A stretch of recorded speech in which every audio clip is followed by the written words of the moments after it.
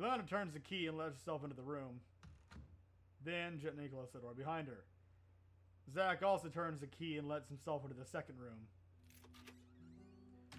As I'm going to follow him in, the door slams shut. Very funny. I turn the handle, but it's locked. What the hell? Zach! Come on! Just wanted to cuddle. It'll be fun.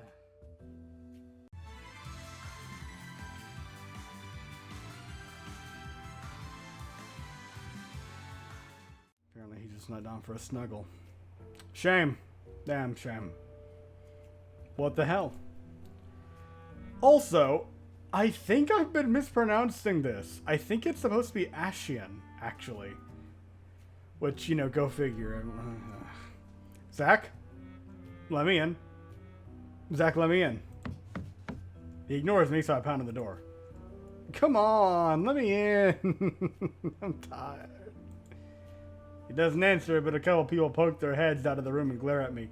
I'm just having disputes with my boyfriend, please. I'm very sorry, okay? We had an argument earlier, and now he's being an insensitive ass. Oh, God. Be more quiet, try again. Oh. It's like polite, insistent. Try Leona's room.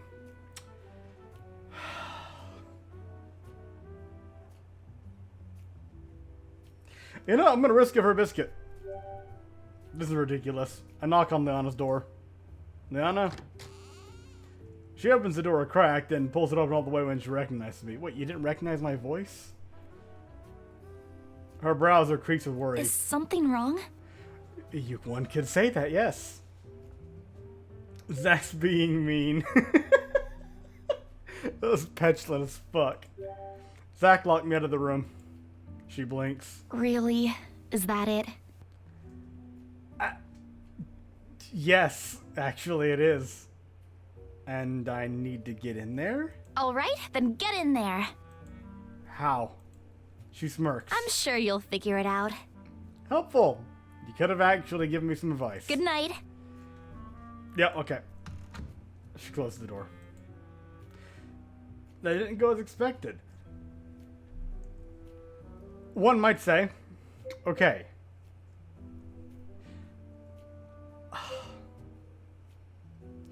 I don't want to disturb their residence. Sorry. I gently knock on the door. Haha, very funny. You can open the door now, please. No answer. I continue hammering repeatedly on the door. I can keep this up all night. Suddenly the door swings open when I walk in. The first thing I notice are the two twin beds. Zach lounges on one and fixes his stunning gaze on me. What the hell was that? Why didn't you let me in? There's even two beds. No space. There are two beds. Zach wordlessly walks over to the bed and pulls back the blanket. Tucked inside the bed are both of his discharge. If this isn't a joke, then you better sleep soundly, because if you don't, I'm gonna smash this chair over your head during the night. Not cool, man. Not cool. I go to remove the weapons. What are you doing? I am claiming my territory. You can fuck right the hell off. This is my bed. But then where will they sleep? Dude. If this isn't a joke, you actually may need to seek professional help. Just putting that up there. I just look at him. Finally, he sighs and collects his dischargers. I lie back on the bed, and as soon as my head hits the pillow, I'm asleep. Dealing with that idiot would exhaust anyone, I suppose. You know what I should probably do? I should probably mute my fucking phone. Where it goes off like usual. I'm already awoken by boisterous yells. As I blink my eyes open, I see the pongo planted on Zach's face. What's going on? I was getting a good part of the dream. Why is it always in the good part? Zach leaps off the bed, continuing his scolding, and the pongo scurries under the pillow. I think you scared him. Get out of there! Dude, it's just extra. Shut up. I want to see. Just roll over, bury face in pillow. He snatches the pillow to reveal the Pongo continually blobbing over his dischargers.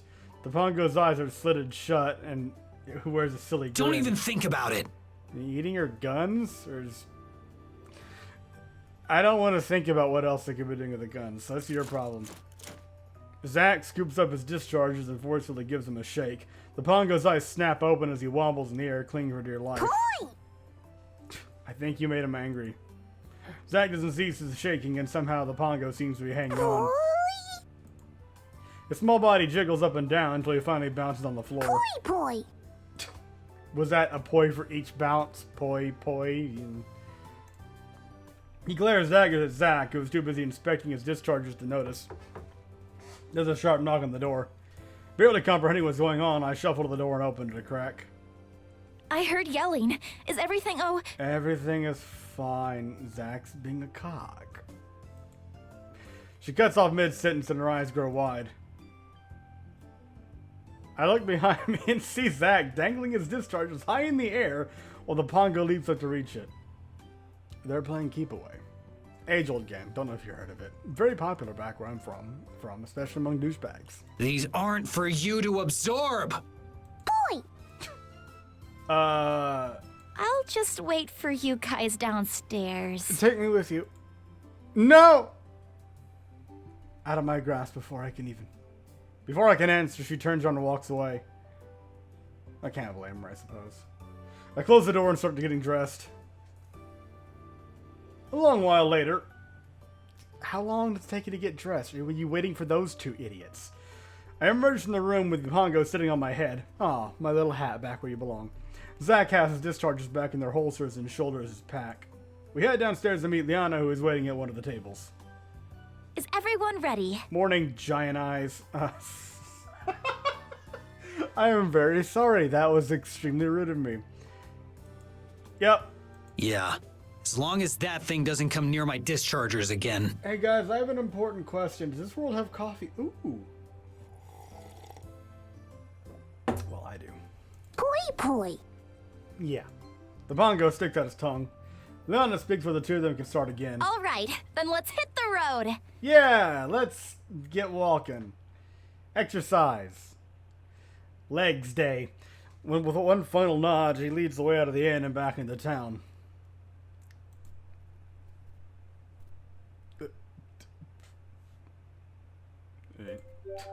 The rest of the journey yet towards Illumia is peaceful yet uneventful. The Pongo snoozes on my head for most of the way there. Liana frequently sneaks a peek at him, and he smiles to herself. Zack keeps to himself and continues to be in the lead for fewest lines spoken. Except when he wants to talk. By midday, I can see the stone buildings of Illumia. We make it through the city gates without incident. Big, high, wow. And lots of colorful... Okay, green and black, and then blue with mostly red and black with some more green and black here, and gold. Okay, interesting color-ups. Alright. Unlike the quaint houses of Meadow Hill Village, Illumia is built... Meadow Hill? I could have sworn the stops who were at... Never mind. Illumia is built taller and grander. There's more noise as people fill the streets. Zack stares down a side street. This is me. Oh, they're going down the alley? Okay, bye, shady bitch. I crane my neck and peer into an alcove. It's a shortcut to the inn. Liana nods. Safe travels. Hopefully our paths will cross again. Yeah, non-committal. Good luck at the Mage Academy. Uh-huh. She heads into the alley. He heads in... You think we'll see him again? Please say no. She shrugs. Fine. Mercenaries have a way of just popping up. Let's keep moving. The Mage Academy is straight ahead, closer to the center of town. Did you say that they have a special semblance of plot convenience? She points to a looming tower with a high steeple. As we get closer, I see the tower is attached to a castle. Whoa. You studied there? Yep. Definitely looks prestigious. She notices my wonder. What's your academy like? blocky and kind of run down in some places. You know, the budget goes mostly to to the football team. Party school, liberal arts college, normal university. I shrug. The usual. A lot of students all studying different majors, but we all required core courses which we have to complete before branching into our majors. Because, you know, Leona nods. That sounds similar to the Mage Academy. Everyone here must learn magic and casting, but after that, we are able to choose a discipline. Like becoming a mage knight. Yeah, that's right. What are the discipline? No, that's just one last bounce. Begin making our way down the grand streets of Illumia. Once we arrive at the academy, Liana pushes right through the wrought iron gates and leads me across the expensive quad. Oh, it really is just magical academy. Students pass by in flocks, chatting animatedly. Each one of them wears nearly identical long cloaks, differing only in color. Liana glances excitedly at a girl wearing a white cloak. You know her? No, but we're in the same house. Define house, because I swear to God, if you start going on about a Hufflepuff or something, I may have to burn this place down. What does that mean? Or is it more like sorority, or does it have something to do with... I just had a complete, just blank slate. Whatever I was going to say, gone. You can tell by her cloak. White means she's learning wind magic. Oh, so school is in like elemental then. I pay more attention to the specific colors. There's white, red, blue, and green. So wind, fire, water, and or ice maybe, and then nature. Well, maybe a lot more like to do with like plants or something. Oh. I bet I can guess which color represents what. White is wind. Leonard nods. Red is fire, blue is water, green is earth. Or that, green... Yeah, but earth normally is rock, and rock isn't typically green. Well, I mean, okay, that semantics, just fuck off. She grins. You got it. We walk past an enclosed field. A young man sporting a green cloak holds a book in one hand, and with his other hand aims the manipulator straight ahead of him. His mouth is pressed in concentration and beads of sweat line his forehead. After a few tense minutes, the earth rumbles beneath him and dirt spikes shoot out of the ground. That was awesome. Imagine waylaying your enemies with that. They're just charging at you and you're like, ha ha ha. Who needs those little iron spikes you just toss on the ground, whatever they're fucking called. There's an actual word for them. Caltrops? Yeah, who needs caltrops? I just make the earth go Come on! I want to watch the shit. Liana pulls on my arm, reverting my attention back to the task at hand. We entered the east wing of the castle and into an open foyer. There are only a scattering of students wandering these halls, and most are accompanied by an adult wearing long black robes. I assume they must be the professors. Liana scans each professor we pass as if looking for someone specific. What the hell was happening? Literally, calm thine memories, ma'am. She leads me up a winding staircase and grins when she spots an older man with graying hair. His robes are pleated with white stripes and he carries a staff in one hand. Professor Orin. Orin! Orin? This is your story. I can't do an Orin impression, but it's spelled differently, I know, but it just sounds very similar. He turns to the sound of his name and matches the honest grin. Liana, one of my best and brightest. What a pleasant surprise. Come here, let me get a grope. Please don't tell me he's that kind of character. She smiles bashfully at the compliment. It's great to see you again. What brings you to the academy?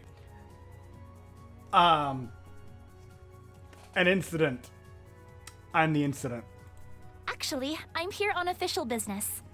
I'm official business. Not on. No, okay, that's... No. I'm sure you've heard of the random concentrations of magical energy by now. I'm one of those concentrations. He nods. Well, I found someone who was directly impacted. Hi. She gestures to me. I shift awkwardly as lame. I mean, then again, I'd probably do the same. Just kind of... Hi. Yeah. As his gaze falls on me, although he looks intently at me, I can sense his curiosity. What exactly do you mean by impacted? I'm an anime protagonist. I was investigating a report of unusual magic energy in Meadowhill, and it turns out the concentrated energy originated from him. That's why I have a pongo on my head. I think it wants to eat me. Professor Oren raises a skeptical eyebrow. That level of energy would tear a human apart from the inside. Are you sure you weren't mistaken? Once you hear my name, you may no longer think I'm necessarily human, but something below that. My manipulator read the energy level. Maybe Cro-Magnon. Maybe we can use the Academy's equipment to scan him again. Yes, scan me. Yes, let's do that. Wait, what? I guess I was oh, okay. They cart me off. He motions for us to follow him in, then turns down the hallway. We arrive in a spacious room. Okay. There's a large device on one end of the room which is separated by a wall of glass.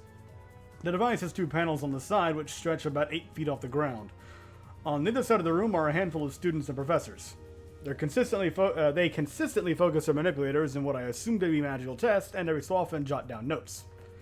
A couple of pongos openly roam out the room, mostly ignored by the people. Are they like class pets? Are these equivalent to like pigeons? If one wanders a little too close to a crystal, a student chases it away, otherwise they each of the bee. Yeah, okay, they're a bit more like pigeons. They said pongos weren't really welcome to society. Liana looks fondly around the room, a reminiscent smile on her face. They aren't, but mages tend to like them. Pongos absorb residue energy on the mage from casting, which is surprisingly nice. Kind of feels like a gentle massage. Would you compare it maybe to like a less painful version of getting rid of excess static electricity? Instead of a shock, it just kind of it sits away. Trying to automatopoeia that, I dare you. It probably wouldn't be that hard. I'm just being pedantic. Professor Oren gives her a soft nudge. Go ahead. What? She nods and turns to me. The music's fading. Go ahead and what now? We're gonna take another scan of you now. Okay. You're talking about that huge thing behind the glass, right? That thing? This gonna hurt? Yeah. It looks intimidating, but it functions the same way as my manipulator. But on a larger scale. So I would assume that means it puts out way more energy to do the thing it needs to do, or it draws more, either or. Yeah, she's gone out of the way. It's like getting an x-ray. Please do not stand in the way of the radiation. One of the students leads me to the device and has me stand between the two panels. This really is like getting it. There's a crystal mouth on top of each panel. As he closes the glass door behind him, the quiet mumbling of voices is muted to silence. Are you sure there's no long-term side effects to this? Because if there are, I am probably going to be, well, I may be eligible for a substantial sum. A beam of soft light emits between the crystals and slowly descends towards my head, passing to my torso, and disappearing at my feet. Once the light is gone, the same student lets me back into the room. Professor Oren looks grave while Liana's mouth is pressed into a firm frown. This can't be right. Maybe we should scan him again. What happened? Liana, the levels that you reported would have killed this young man. Even so, how is it possible that this scan shows he has 0 magical energy? The world where I come from has no magic, so maybe it just we just sponge it in? She holds out a manipulator just as when we first met. A pale light glows. Unlike our initial meeting, as she holds her manipulator closer to me, the light remains unchanged. Okay, then why are you up there then still? I thought you were attracted to magic. Or have you just grown fond of me? I don't know which is, okay. Yeah, so that's a little flattering actually, thank you, you're cute and all. Liana's face falls. Professor Oren puts a comforting hand on her shoulder. Had he just cast it? Perhaps it was magical residue which you had read. As you know, that tends to slowly leave the body after each magic use. I don't know magic. She shakes her head, yeah. It was too high a reading to just be residue. Can I raise my hand? I don't know how to use magic. I couldn't have casted anything. The last time Liana used her scanner thing, that little glowy light was pulsing like crazy. Like, it was almost flatlined. It was beeping so much. Professor Oren seems intrigued. Then perhaps it was a faulty reading from your manipulator.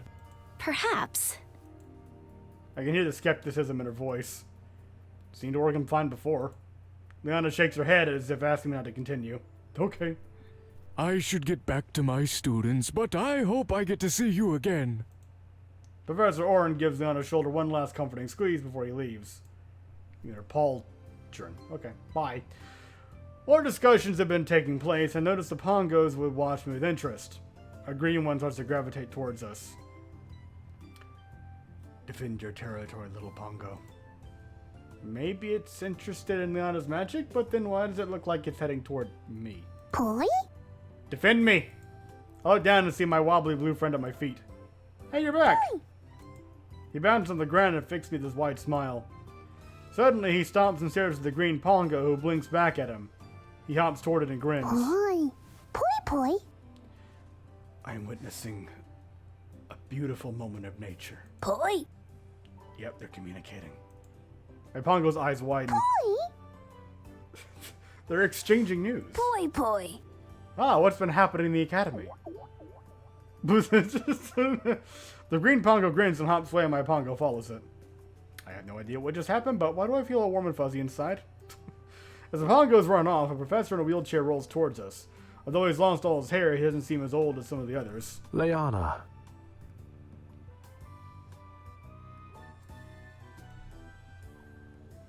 I'm sorry. I need a moment. Because I was going to make the joke. I was. But I see that my services are no longer required. This is great. I'm having a good time. She doesn't bother containing her surprise. Professor Xavier! That's it.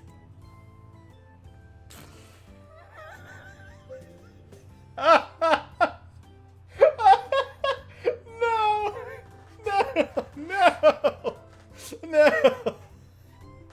Merciful God in heaven, no!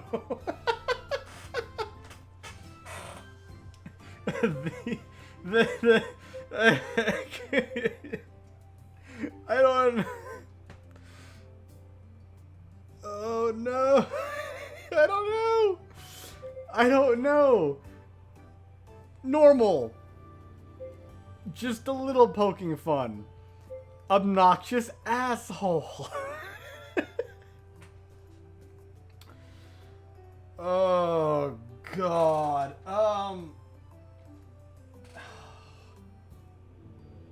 what do I do?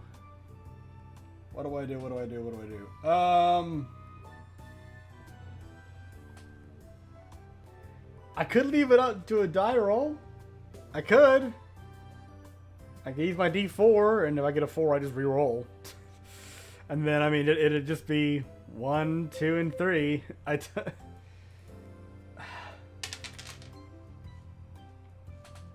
that was a 4.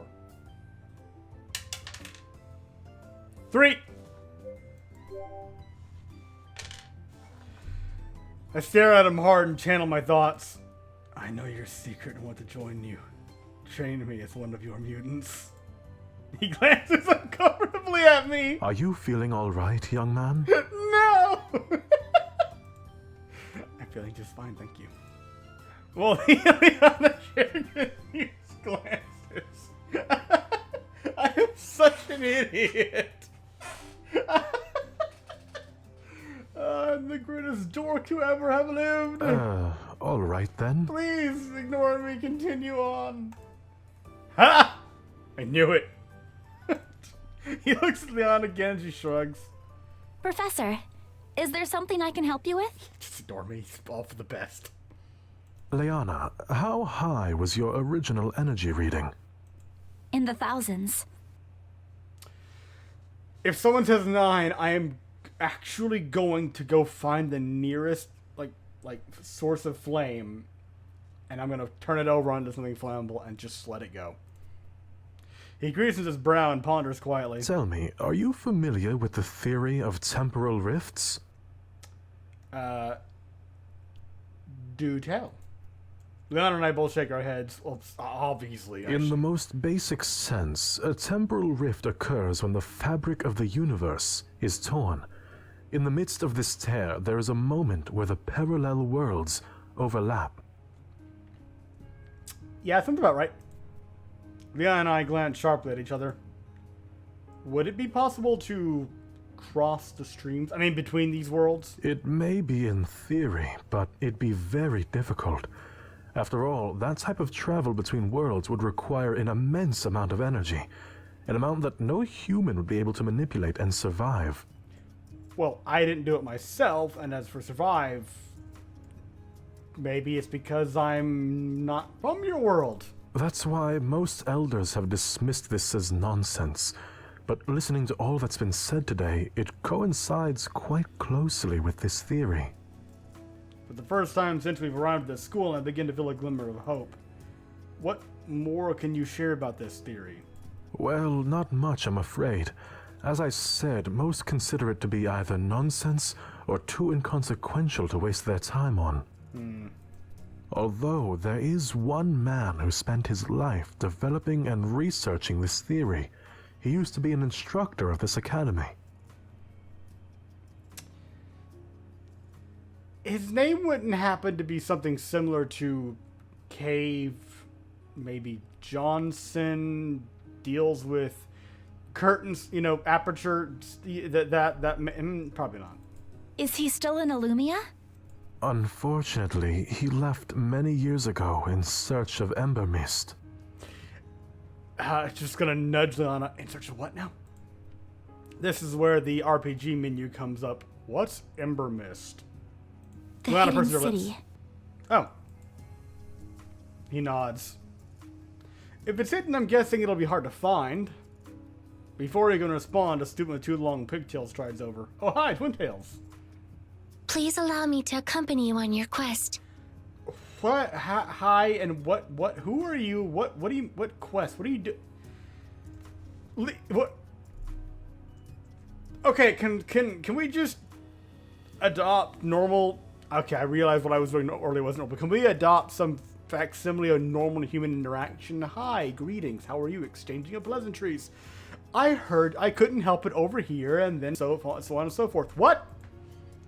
Professor Xavier replies sternly. Absolutely not. Could you elaborate on your disapproval? This is an excellent opportunity to further my research and education. Are you some kind of robot? Or like construct or something? Golem maybe? This is not a Mage Academy-sponsored expedition, so there won't be mages around to protect you. It's a dangerous journey, especially given the fact that no one knows the location of Ember Mist. I only said that because of the way she talks. Very stilted and extremely formal. Which leads me to believe she's just a bit eccentric or robot. But Liana's just staring at her. The girl stays silent, and I can practically hear the cogs in her head spinning as she contemplates his words. Possibly literal cogs. Finally, she nods. Understood. As soon as she finishes speaking, she turns on her heel and walks away.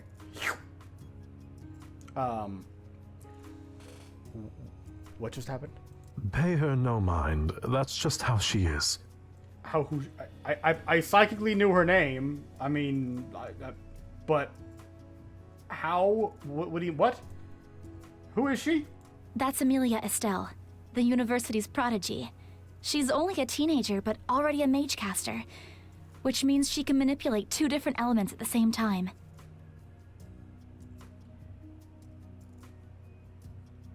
Wouldn't caster just be that someone who can cast magic? Wouldn't there be a separate term for that, like multicaster? Red mage?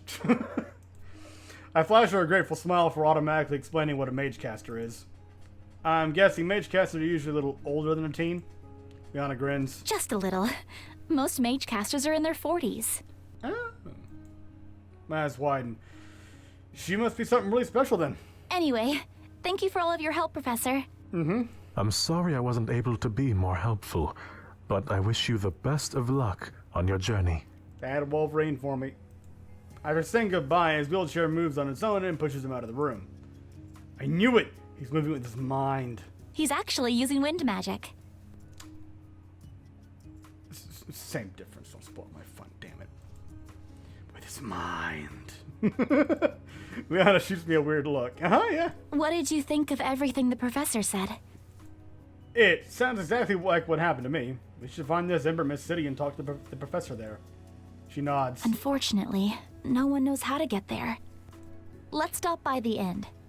Since it's a hub for travelers from all over, there's bound to be someone who knows something. Yeah, at the fucking tavern. Okay, yeah, fine. Sounds like our best course of action.